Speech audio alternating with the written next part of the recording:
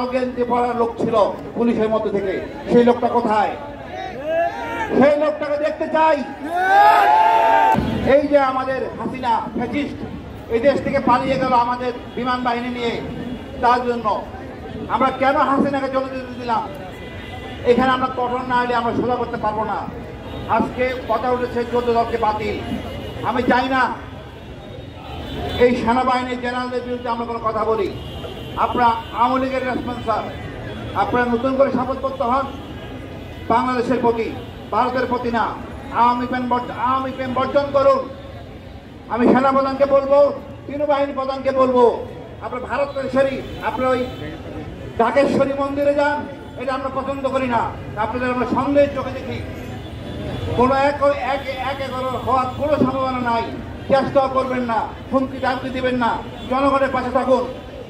আপনারা জনগণের দেশের কর্মচারী, আমাদের বেতনে ট্যাক্সের টাকা আপনাদের বেতন হয়, এটা ভুলে যাবেন না।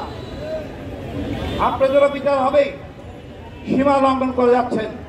একটা লাল গেঞ্জি পরার লোক ছিল পুলিশের মধ্যে থেকে, সেই লোকটা কোথায়? সেই লোকটাকে দেখতে চাই। সেনাবাহিনীর লোক, এটা আপনি রেহাই পাবেন না। আপনি শান্ত ভদ্র, এটা কোনো বিবেচনা বিষয় না। আইনের গতিতে চলবে। আমরা ডক্টর ইউনূস খুব ভালো মানুষ, কঠিন হতে পারেন নাই, তাই আপনারা সুবিধা নিচ্ছেন। আমি আবার বলবো, আমাদের নতুন দেশ, এই দেশটাকে আমরা এগিয়ে নিয়ে যাব। আগামী প্রজন্মের কাছে একটা সুন্দর দেশ রেখে যাব। ভারতের আধিপত্য মুক্ত বাংলাদেশ থাকবে। এখানে কোনো ভারতের চোখ রাঙানি চলবে না। সেনাবাহিনীকে বলবো, আপনারা ব্যারাকে যেভাবে থাকেন সেভাবে থাকেন, ঝামেলা করবেন না।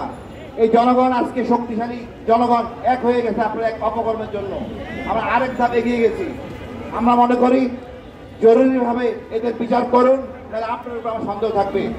ধন্যবাদ।